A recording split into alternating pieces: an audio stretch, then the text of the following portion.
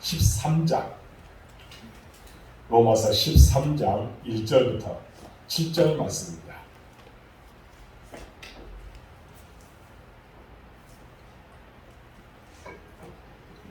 로마서 13장 1절부터 7절 말씀입니다.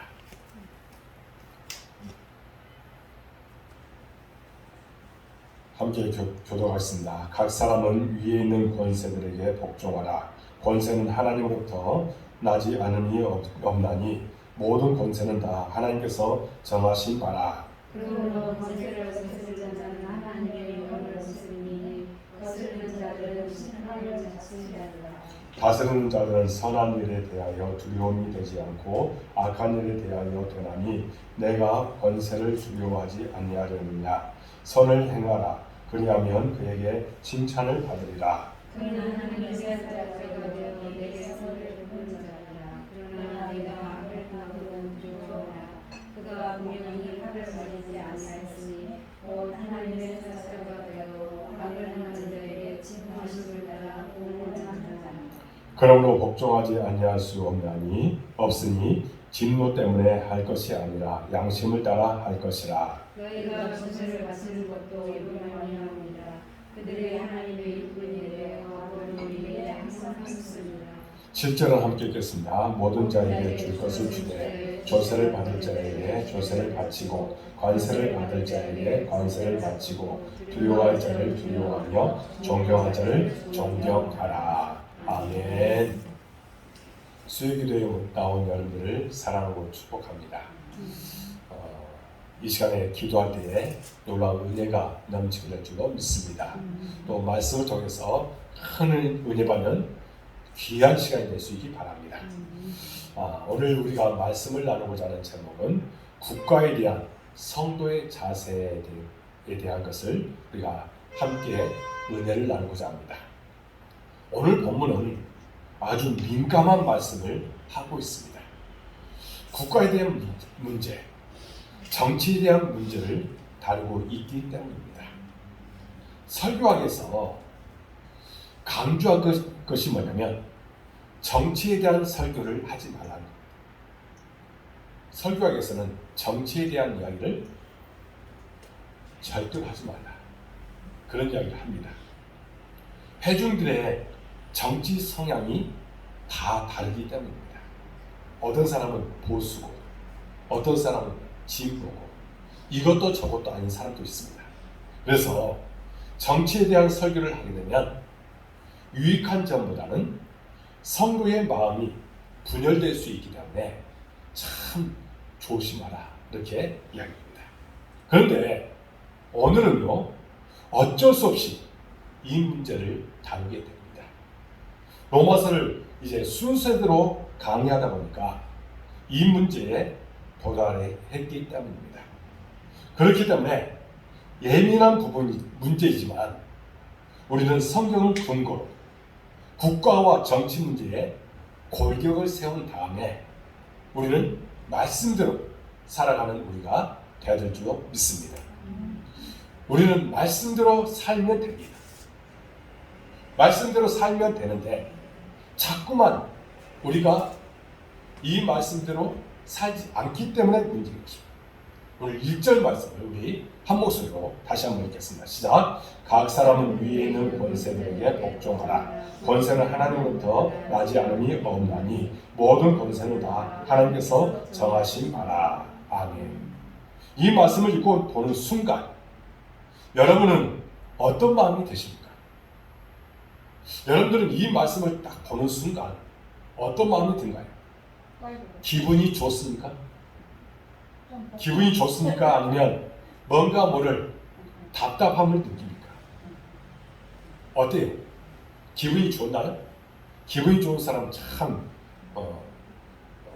어떻게 보면 마음이 넓은 사람이 될 것입니다. 어찌되었든 조금 답답함을 느낄 수도 있습니다. 1절 말씀은 독재자들이 이것을 보면 아주 좋아하는 말입니다. 그러나 반대로 이 독재 정권에 한가하는 젊은이들이 또 그 조금 그 진보적인 그런 성향을 갖고 있는 사람들이 이 말씀을 읽고 교회를 떠난 경우가 있었단 겁니다. 한참 데모를 할 때에 이 말씀을 읽은 젊은이들이 교회를 떠난다는 겁니다. 그런데요, 물론 독재자에게 항거했던 젊은이다, 다 말씀에 대해 이해가 부족해서 오는 그런 사건이라고 할 수 있다. 말씀에 대해서 오해를 한 겁니다. 우리는 성경을 보면서 민감한 문제일수록 어떤 마음을 갖고 성경을 보아야 되느냐면 저자의 기록 목적을 알아야 됩니다. 지금 저자가 기록하는 목적이 무엇인지를 알아야 됩니다. 또 한 가지가 뭐냐면 시대 상황을 정확하게 알아야 돼요. 그때 당시에 이 말씀을 할 수밖에 없었던 그런 시대 상황, 이것을 파악해야 돼요. 그래야 오해가 생기지 않아요. 오늘 독재자나 그리고 젊은이들, 이런 사람들은 어떤 거예요? 자기에게 유리한 쪽으로만 해석하는 거예요. 성경을 그렇게 보면 안 돼요. 그러면 이제 그렇게 어떻게 보면 기록 목적 또한 시대 상황, 이것을 본 다음에 그런 후에 2021년 나에게 어떻게 적용할까, 그것을 생각해야 된다는 겁니다. 그래야 말씀의 은혜가 되는 거예요. 지금 바울이 이 말씀을 기록한 의도는 무엇일까요? 로마서 전체를 놓고 생각해 보면 오늘 본문은 믿음으로 구원받은 성도의 삶에 그 안에서 이제 어떤 것을 이야기하는 거예요? 우리가 이제 삶을 통해서 어떻게 살아야 될 것인지, 거기에 대해서 로마서 12장부터는 이야기하고 있었다겠습니다. 그러니까 우리가 성도의 바른 삶에 대해서 말씀하는 중에 이 말씀을 하고 있는 거예요. 신앙생활에서 암과 삶, 삶의 신앙과 삶의 신앙을 아주 중요하다는 겁니다. 아무리 교리상으로 정확하게 안다 해도 삶이 따르지 않으면 그 신앙은 잘못된 것이에요.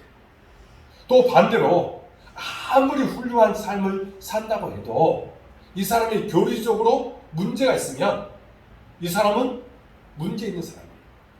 신천지도 역시 마찬가지입니다.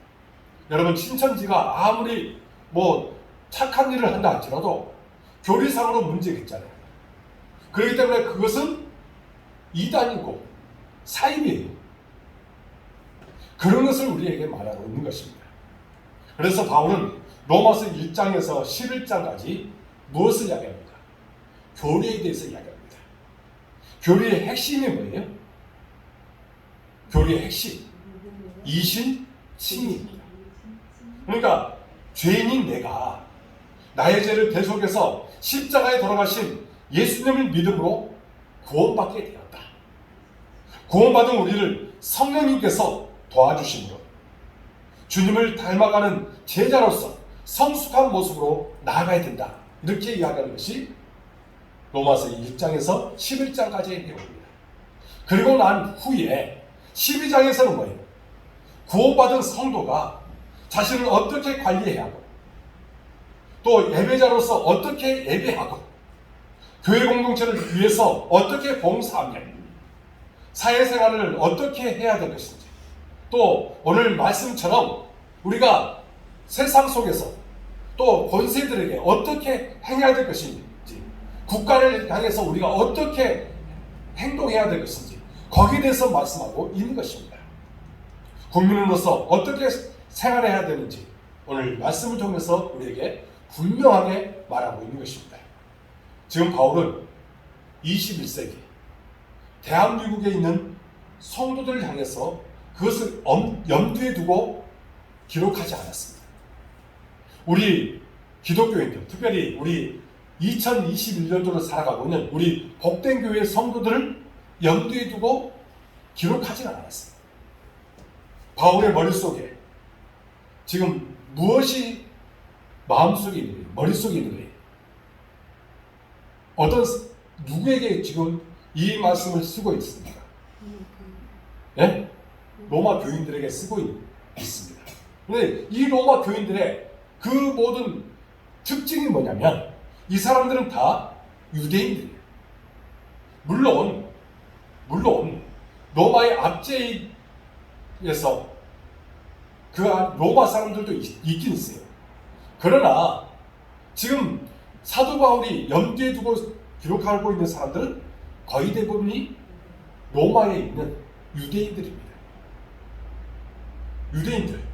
그러니까 당시 유대인들은 로마 정권의 지배 아래에서 여러 가지로 어려움을 겪고 있었습니다. 식민지 백성으로 어렵게 살고 있었기 때문에 항시 로마 정부에 대한 반감이 있었습니다. 지금 유대인들은 어떤 상황이었냐? 로마 정부에게 어떻게 하면 그들을 향해서 이제 우리 유대인들을 구출할 것인가? 거기에 대해서도 많이 생각했습니다. 그 중에는 극단적인 행동을 서슴지 않았던 사람들도 있었습니다. 그들은요, 로마 황제를 자기 지도자로 인정하지 않았습니다. 유대인들에게 지도자는 오직 하나님 한 분이었기 때문에, 그렇게 믿고 있었기 때문에 세상의 지도자는 아예 인정하지 않고 살고 있었다는 겁니다. 그리고 더 나아가서 로마 정부에 협조하는 사람들, 그런 사람들을 향해서 때로는 쫓아가가지고 불을 지르기도 하고 그 사람들을 죽이기도 했습니다. 이 유대인들이. 여러분, 어떻게 보면 예수님 당시에 누구를 들 수 있는 거예요? 열심당원을 이야기하면 됩니다. 열심당원들은 어떻겠어요? 자기들에게 그 로마 정부에 끊임없이 데모를 하고 또 그들에게 테러를 가하고 그런 사람들이 열심당원이었습니다. 또 만약에 로마 정부에 협조하는 사람들은 때로는 가서 살인하기도 했습니다. 옛날에 한참 1987년도에 그때에 데모가 많았어요. 저도 이제 고등학교 3학년이었습니다. 그때가. 그러다 보니까 이 나라가 너무나도 어수선하니까 저도 의협심에 이제 우리 학교는 이제 고등학생인데도 좀 의협심에 의해서 제가 좀 순천에 나가고 좀 떨어져 있어요. 우리 학교하고 그 이제 시내하고 좀 떨어져 있기 때문에 버스 타고 가가지고 좀 대모하는 것을 구경도 하고 그렇게 했습니다. 그런데 거기에 어떤 안경원이 있었어요. 안경원이 있었는데 괜히 거기에 대학생들이 막 데모하더니 그곳에 가갖고 막 이단협책을 하고 좀 이제 내렸죠. 그 앞에 셔터문을 내려놓은 상태였는데 거기에다 이단협책이라고 막 그러는 거예요. 알고 봤더니 그때 당시에 민정당, 그러니까 정부에 협조하는 국회의원 집안이었어요. 그러다 보니까 거기에다가 막 발길질을 하고 그러는 거예요. 왜 저럴까 생각했는데 어쨌든 그런 상황이었어요. 그런데 오늘 말씀에도 그때 당시에 그런 사람들도 있었다는 겁니다. 로마 정부에 협조하는 사람들, 이런 사람들을 향해서 테러를 가하기도 하는 그런 일들도 있었다는 겁니다. 그들은 로마 정부를 뒤집어 엎겠다는 일념으로 어떤 폭력도 마음대로 행사했습니다. 이런 독특한 분위기 때문에 로마에 살았던 그리스도인들은 이제 애매한 처지에 빠질 수밖에 없었던 것입니다. 로마 정부에 대해서 어떤 태도를 보여야 하나님께서 기뻐하실지, 이러지도 저러지도 못하는 매우 난감한 위치에 놓여 있었던 사람들이 지금 로마 교회에 성도들도 있었고 거기에 유대인들도 있었다는 겁니다. 이런 처지에 있는 그리스도인들을 염두에 두고 오늘 13장 말씀을 하게 된 것입니다. 바울은 크게 두 가지를 말씀하고 있습니다. 첫 번째가 뭐냐? 하늘과 땅을 다스리는 분은 누구라고요? 하나님이십니다. 자, 하늘과 땅을 지으신 분은 누구라고요? 하나님입니다. 둘째가 뭐냐? 하나님은 이 땅의 나라가 적법한 법으로 다스려지기를 원하신다는 겁니다. 적법한 법으로 이 나라가 다스려지기를 원하신 분은 하나님이라는 겁니다. 이 마음을 풀어서 쓴 것이 오늘 본문의 말씀입니다. 그래서 오늘 1절과 2절을 정치적인 것을 다 빼버리고 그리고 나서 여러분들이 한번 읽어보시기 바랍니다. 함께 읽도록 하겠습니다. 시작. 각 사람은 위에 있는 권세들에게 복종하라. 권세는 하나님으로부터 나지 않음이 없나니 모든 권세는 다 하나님께서 정하신 바라. 그러므로 권세를 거스르는 자는 하나님의 명을 거스르니 거스르는 자는 심판을 자취하리라. 아멘. 이 말씀에서 국가에 대한 성도의 자세, 그것을 이야기합니다. 국가에 대해서 성도가 어떤 자세를 취하며 살아갈 것인가, 거기에 대해서 이제 말씀하는데요. 첫 번째가 뭐냐?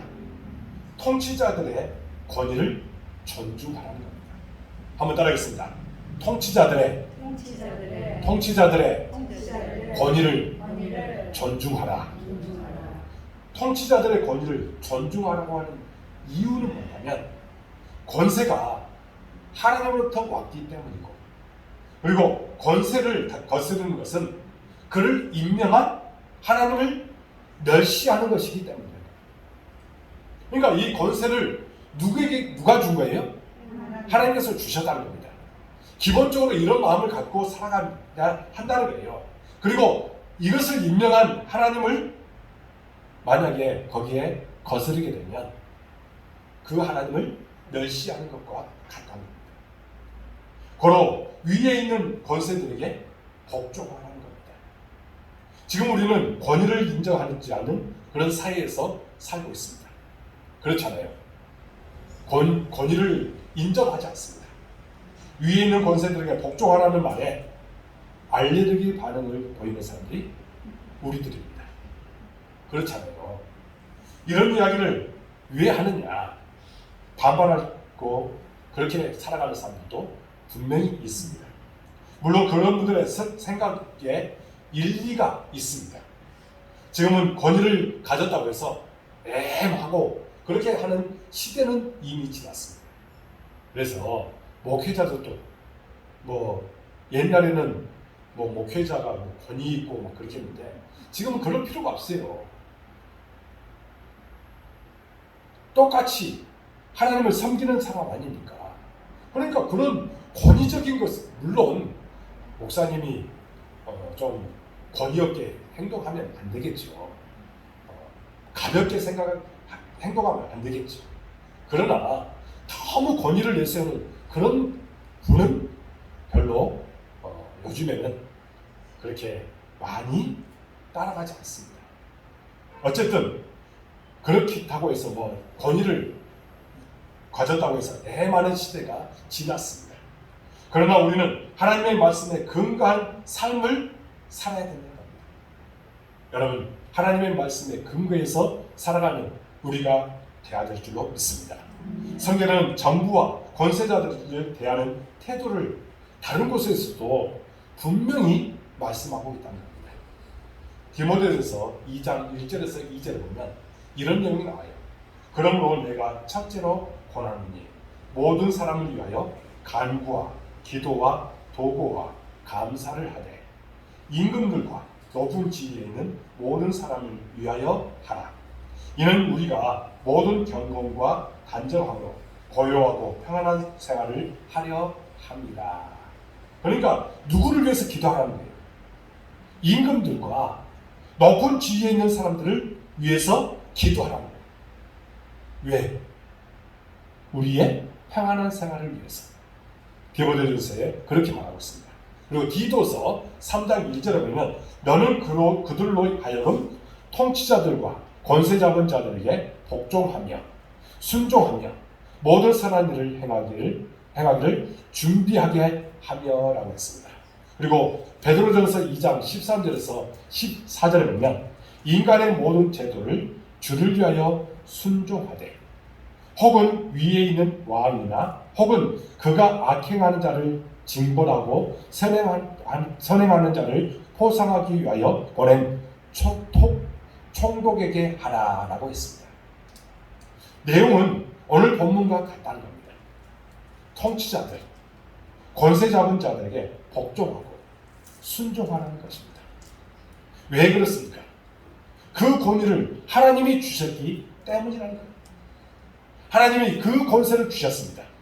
성경은 통치자들에게만 복종하라고 그렇게 하지 않았습니다.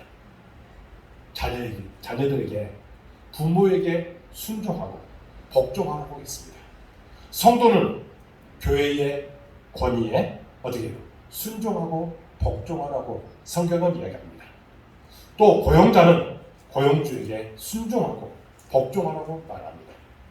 제자는 선생님에게, 또 성도는 목회자의 권위를 존중하라고 분명히 말하고 있습니다.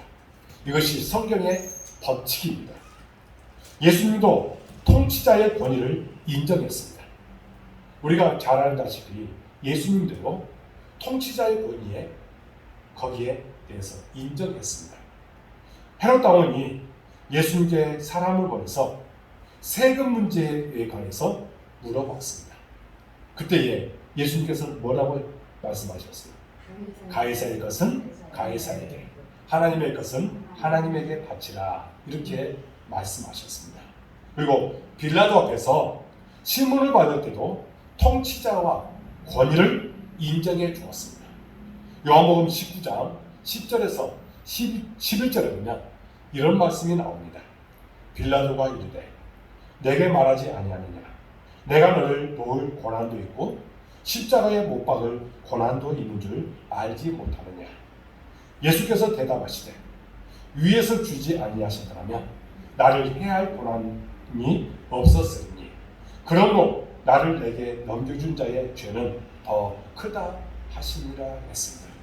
이렇게 예수님도 당시 헤롯과 빌라도가 하나님의 그 권세, 하나님이 주신 권세로 하는 일임을 인정해주고, 거기에 대해서 그들은, 예수님도 거기에 대해서 순복했다는 겁니다. 그렇기 때문에 우리가 해야 할 일이 뭐냐 하고 그 권세들에게 우리는 순종하는 겁니다. 이것이 우리가 평안함을 누릴 수 있는 길이라는 겁니다. 여기서 우리는 질문을 하나 여러분들에게 던지도록 하겠습니다. 권세를 가진 자가 말도 안 되는 짓을 그렇게 하더라도 우리 국민이 그냥 복종해야 하는가? 아니면 그때는 국가에 대해서, 권세자에 대해서 불복종해도 되는가? 여기에 대해서 우리가 또 퀘스천 마크를 우리가 물어볼 필요가 있다는 겁니다. 어떻습니까? 여러분들은 어떻게 생각합니까? 권세를 가진 자가 말도 안 되는 짓을 우리에게 요구를 합니다. 또 국가에 대해서, 권세자에 대해서 우리에게 그들이 우리를 향해서 그렇게 요구를 합니다. 그때 우리는 어떻게 해야 돼요? 거기에 대해서 제가 제임스 몽고머리 보이스 목사님의 책을 통해서 그 내용에 대해서 좀 읽어보니까 우리가 이렇게 좀 나라에서 또 여러 가지 우리에게 좀 좋지 못한 그런 행동들을 요구할 때 우리가 어떻게 해야 될 것인지, 불복종해야 될 경우를 3가지를 이야기한 것을 여러분들에게 소개를 하겠습니다. 그러니까 잘 들으시고, 혹시 여러분들에게 이것은 여러분들의 선택일 수도 있고, 제가 이것을 말하는 것은 이것이 또 때로는 제 마음일 수 있기 때문에 여러분들은 잘 선택할 수 있기 바랍니다. 첫 번째가 뭐냐? 국가가 복음의 전파나 전도, 기도를 금지하는 경우에는 우리가 불복종할 수 있다는 겁니다. 특별히 우리가 초대교회의 제자들은 어떻겠습니까? 그들은 이렇게 기도하거나 복음 전파에 대해서 그것을 방해할 때도 그들은 거기에 대해서 열심히 다해서 복음을 전했다는 겁니다. 이것은 국가에 대해서 국가가 그들을 향해서 어떻게 한 거예요? 요구를 할 때에 어떤 불이한 것을 요구했기 때문에 거기에 대해서 불복종한 겁니다. 그리고 다니엘도 역시 마찬가지입니다. 다니엘도 역시 마찬가지로 기도할 때에 어떻게 했어요? 그를 사자굴에 던집니다. 거기에 대해서 다니엘은 저항을 합니다. 두 번째가 뭐냐? 그리스도인들에게 부도덕하거나 그리스도인답지 않은 행위를 어떻게 보면 명령할 경우에 우리가 때로는 불순종할 수 있다는 겁니다. 여러분 어떻습니까? 출애굽 1장에 보면 누가 나와요? 십부라와 부하가 나옵니다. 남자가 태어나면 죽이고 여자가 태어나면 살리라 하고 있습니다. 그때에 이 십부라와 부하가 어떻게 합니까? 그 명령을 하나님을 두려워한 겁니다. 하나님을 경외했기 때문에 그 명령에 불순종합니다. 이것이 어떻게 보면 부당한 것을 요구한 거잖아요. 하나님보다 국가가 더 두려운 것이 아니라 이제 하나님을 더 두려워하게 된 것입니다. 이것이 바로 이럴 때에 우리가 불복종할 수도 있다는 겁니다. 세 번째가 뭐냐? 국가가 악의적으로 정의와 공평을 무시할 경우도 있습니다. 그럴 경우에는 우리가 불복종할 수도 있다는 겁니다. 어떤 경우가 있습니까? 독재자들이 이런 경우도 있습니다. 그런데 세 번째에 해당하는 사건으로 이제 권세자를 대항한 한 분을 예를 든다면 제가 누구를 들 수 있냐면 본해퍼 목사님을 여러분에게 소개하고자 합니다. 이분은요 이제 권세자들에게 대항했던 사람입니다. 이 목사님은요 우리가 본해퍼 목사님을 생각하면 반드시 거기에 떠오르는 사람이 있습니다. 누굴까요? 안 들어봤어요? 제가 여러분들에게 많이 예화도 들었던 사람입니다. 그런데 이분이 누구를 암살하려고 했냐면 바로 히틀러입니다. 히틀러가 이제 유대인들 600만 명을 학살했잖아요. 또 그리고 그때 당시에 복음주의적인 그런 목회자들 5만 명을 죽였습니다. 그런 상황이니 본해퍼 목사님이 그런 불의한 일을 행하는 히틀러를 암살할 계획을 갖게 된 것입니다. 그러면서 이 본해퍼 목사님이 어떤 말을 했냐면 버스 운전사가 술이 잔뜩 취해서 이리저리 비틀거리며 많은 사람을 치어 죽이는데 목사가 죽은 사람이나 그들을 치우고 장사 지내고 그렇게 지내고 있으면 되겠느냐. 술 취한 운전사를 버스에서 끌어내려야 하듯이 히틀러도 더 이상 미친 짓을 할 수 없도록 끌어내려야 할 됩니다. 그렇게 이야기하면서 히틀러 암살 작전을 펼다가 결국에는 이게 발각돼가지고 나중에 이분이 처형을 당했습니다. 순교를 당한 겁니다. 어찌되었든 그때 당시에 이런 상황 속에서 그것을 저항했던 그런 사람이었습니다. 그런데요, 저는요, 이 본해퍼 목사님에 대해서 평가가 학자마다 다르다는 겁니다. 신학자들의 평가는 뭐냐? 히틀러의 정권에 대한 불복종까지는 좋았다는 거예요. 그러나 히틀러를 암살하려고 한 것은 선을 넘었다고 이야기하는 사람도 있다는 겁니다. 어찌되었든 본해퍼 목사님이 그렇게 행했던 것에 대해서 많은 사람들이 거기에 대해서 좋은 이미지로 이렇게 생각하는 사람도 있고 또 신학자들 중에 이렇게 말하는 사람들도 있지만 그러나 이 사람의 결국을 우리가 살펴보면 조금 우리가 좀 생각해 볼 것이 있습니다. 이 보네포 목사님이 처형을 당한 때가 어느 때냐면 1945년 4월 9일입니다. 그런데 히틀러가 언제 죽었냐? 자살해서 죽었어요. 이제 전쟁에 거의 패하게 되니까 자기 부인하고 지하실에 내려가고 이제 총으로 자살을 했는데 그때가 언제냐면 4월 30일이에요. 1945년. 그러니까 불과 21일 전에 처형을 당한 거예요. 조금만 참았으면 좋았을 것이다. 그랬으면 이 보네포 목사님이 많은 신약자들에게 또 많은 목회자들에게 선한 영향을 미쳤겠다라는 생각도 해봅니다. 어찌되었든 평가는 여러분들에게 맡기겠습니다. 보네포 목사님과 비교되는 성경의 인물 한 사람이 또 있습니다. 누구냐? 바로 다윗입니다. 여러분, 사울왕이 다윗을 10년 동안 쫓아다니면서 죽이려고 했습니다. 그런데 다윗에게는 두 번에 걸쳐서 사울왕을 죽일 수 있는 절호의 기회가 두 번 있었어요. 그때마다 다윗은 사울왕을 죽이지 않았습니다. 누구에게 맡겼습니까? 하나님께 맡긴 겁니다. 하나님께 맡기고 그 원수 갚는 것은 하나님의 손에 있다는 겁니다.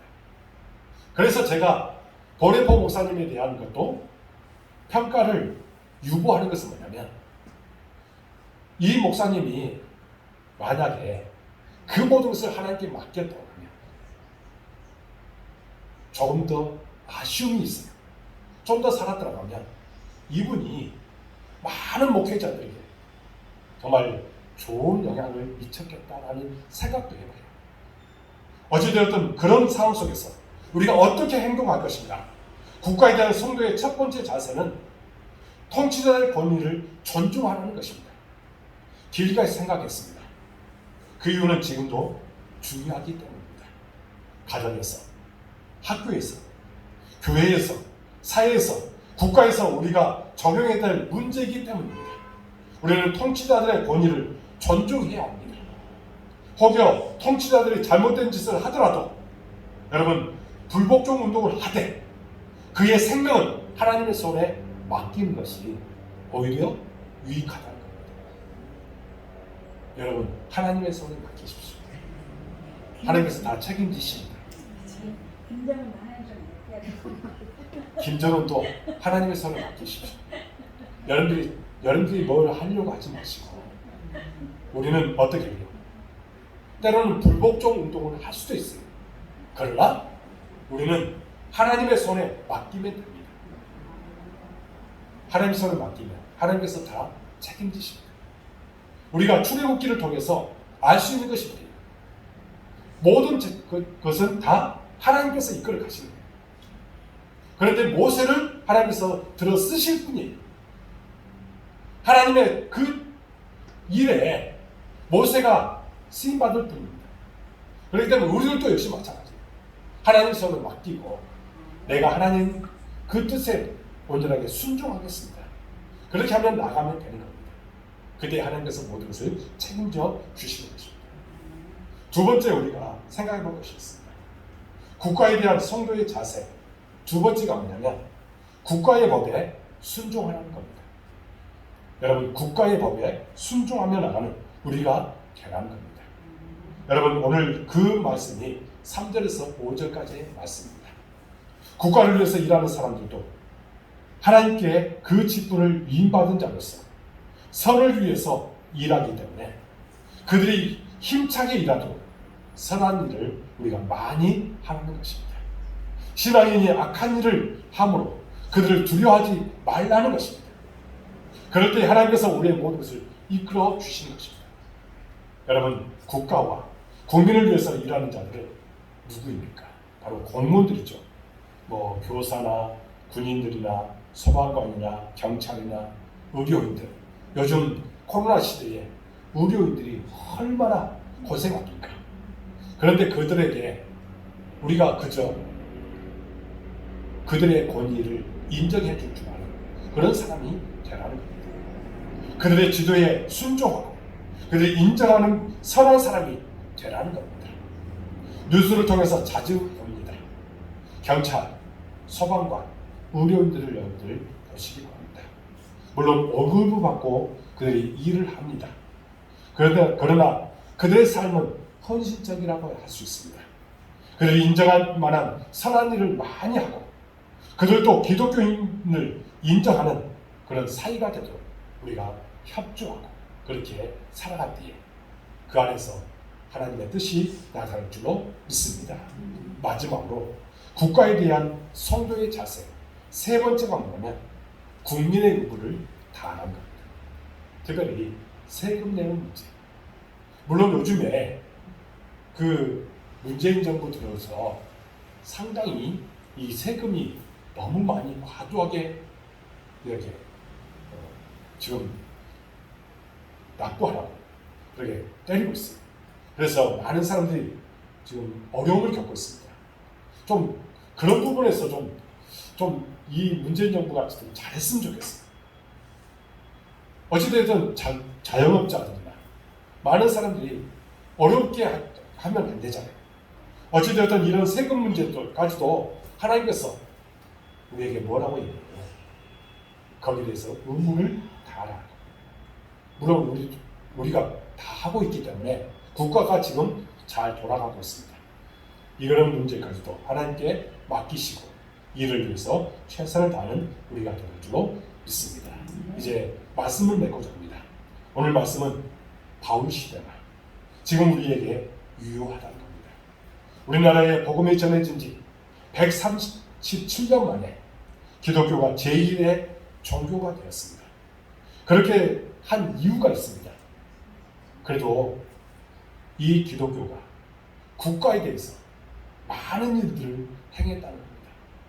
여러분, 일제감정기에 6.25 전쟁 시에 또 민주화 운동 시기에 기독교가 얼마나 선한 영향을 미쳤는지 모릅니다. 그것은 어떻게 보면 국가를 위해서 그만큼 헌신하고 또 국가를 위해서 기도를 많이 했기 때문이라고 합니다. 우리가 해야 할 일이 뭐냐? 그들과 협조하는 것도 중요하고 그들을 위해서 더 많이 기도하는 겁니다. 기도할 때에 하나님께서 모든 것을 책임져 주시고 그리고 또한 이 나라가 안정되게 우리가 신앙생활도 안정되게 할 수 있다는 겁니다. 그렇기 때문에 이런 권세에도 우리가 순종하고 그래서 정말 이 나라가 아름답게 세워져 나가기 위해서 여러분 최선을 다할 뿐만 아니라 또 기도하는 여러분의 모든 인생이 되어지기를 주님의 이름으로 축복합니다. 기도하겠습니다. 하나님 아버지 감사합니다. 오늘 말씀을 통해서 우리에게 귀한 것들을 깨닫게 주시니 참으로 감사합니다. 우리는 국가에 대해서 권위에 대해서 하나님께서 세워주셨기 때문에 복종하라고 했습니다. 그러나 우리에게 부당한 것을 요구할 때는 우리에게 때로는 저항할 수도 있습니다. 그러나 우리가 해야 할 일은 오직 하나님께 맡기는 것밖에 없습니다. 하나님께서 반드시 책임져 주실 줄로 믿습니다. 우리의 모든 것을 하나님께서 이끌어 주시고 하나님의 섭리 가운데 우리는 이 땅에서 기쁘고 행복하게 살아가도록 인도하여 주옵소서. 우리가 해야 할 일은 우리 국가를 위해서 또 많은 권세자들을 위해서 기도하는 일밖에 없습니다. 때문에 우리가 기도할 때마다 우리 모든 이 나라 정치를 위해서도 많이 기도할 수 있도록 특별히 이제 곧 있으면 대통령 선거를 하게 됩니다. 하나님께서 합당한 그런 지도자가 선출되도록 하나님께서 이끌어 주시고 정말 우리가 기도한 것 모든 것이 아름답게 성취되도록 인도하여 주옵소서. 하나님 우리 복된교를 사랑해 주시고 이곳까지 도와주시니 참으로 감사합니다. 우리 교회에 여러 가지 해야 할 일들이 많습니다. 특별히 교회를 이제 마련했습니다. 마련하는 것도 중요하지만 성도들이 채워져야 합니다. 우리가 전도하는 일에 충성을 다하도록 도와주옵소서. 교회가 아름답게 성장하도록 도와주옵소서. 초대교회처럼 든든하게 세워져 나가는 우리 복된 교회가 되도록 인도하여 주옵소서. 하나님께서 또한 동역자를 보내주옵소서. 예배의 동역자, 기도의 동역자, 헌신의 동역자를 보내주셔서 그래서 오직 하나님의 영광만 드러나도록 인도하여 주옵소서. 모든 성도들이 하나 되어 합력하여 선을 이루도록 인도하여 주옵소서. 또한 우리 모든 성도들 어느 곳에든지 함께하여 주옵소서. 온라인으로 예배드리는 우리 모든 성도들까지도 하나님께서 붙잡아 주시고 그들이 하는 모든 일에 형통함을 허락하여 주옵소서. 그들의 마음속에 감사가 더욱더 충만하도록 인도하여 주옵소서. 우리가 생활하다 보면 때로는 우리에게 부딪히는 경우가 많습니다. 장애물도 많습니다. 이런 모든 사람들을 나사렛 예수 이름으로 물리쳐 주옵소서.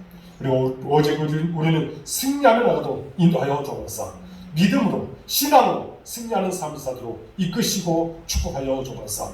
말씀 중심으로 기도 중심으로 우리가 날마다 하나님의 뜻을 나타내고 승리하며 주의 거룩하신 뜻을 이루도록 도와주옵소서. 사업터에 직장에 가정에 하나님의 은혜와 축복이 함께해 주실 줄로 믿습니다. 우리 자녀들 이 땅에서 잘 되게 해주시고 그들의 비전이 반드시 이루어지는 축복을 허락하여 주옵소서. 하나님께서 그들의 모든 인생 그들의 모든 삶 다스려 주시고 하나님으로부터 귀하게 쓰임받는 아이들로 성장하도록 도와주옵소서.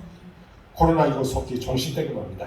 이런 시대에 우리가 정말 하나님 앞에 올바르게 서게 해주시고 철저하게 회개하는 신령이 되도록 인도하여 주옵소서. 저부터 회개합니다. 우리 중직자들이 회개합니다. 또한 우리 모든 성도들이 회개합니다. 회개하며 나가도록 인도하여 주옵소서. 그럴 때 하나님께서 우리를 용서해 주시고 하나님의 뜻 안에 거하도록 이끌어 주실 줄로 믿습니다. 이곳에 우리 권사님들 참여했습니다. 간절한 마음으로 또한 기도합니다. 그 기도 반드시 응답될 줄로 믿습니다. 사명을 주셨습니다. 그 사명에 따라서 아름다운 열매 맺도록 도와주옵소서. 자녀들이 이 땅에서 잘 되게 해주시고 그들의 마음에 기쁨이 충만하도록 인도하여 주옵소서. 날마다 하나님께서 함께 해주셨다는 고백과 간증이 있도록 도와주옵소서. 하나님을 자랑하고 하나님께 영광 돌리는 신령이 되도록 인도하여 주옵소서. 또 모든 일에 형통함을 주시고 기쁨과 행복에 넘치도록 인도하여 주옵소서. 이민수 집사님 주님께서 붙잡아 주옵소서. 강건함을 허락하여 주옵소서.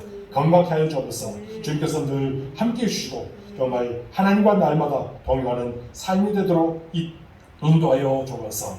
믿음으로 날마다 승리케 해주시고 기쁨과 감사가 그 마음에 충만하도록 인도하여 주옵소서. 우리 전사님 주님께서 붙잡아 주시고 사명을 주셨습니다. 또 우리 복된교회에 섬기도록 하셨습니다. 하나님 열매 맺도록 도와주시고 또 충성을 다하도록 도와주시며 또 여러 가지 계획하는 것들이 있습니다. 그 계획들 하나하나 성취되도록 인도하여 주옵소서. 우리는 옆에서 중보하며 기도하오니 하나하나 준비시켜 주시고 또 모든 것을 하나님께서 책임지시고 인도하여 주옵소서. 우리 또한 우리 사모 건강 주옵시고 중보하며 기도할 때에 반드시 응답되어 놀라운 은혜가 풍성하게 임하게 하여 주옵소서. 우리 의찬이 주님께서 붙잡아 주시고 이 아이의 모든 앞길을 책임지실 줄로 믿습니다.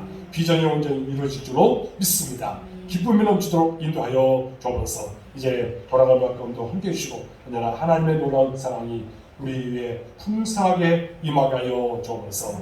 모든 것을 주님께 의탁하고 예수 그리스도 이름으로 간절히 기도하옵나이다. 아멘. 하늘에 계신 우리 아버지 이름을 거룩하게 하시며 아버지의 나라가 오게 하시며 아버지의 뜻이 하늘에서와 같이 땅에서도 이루어지게 하소서.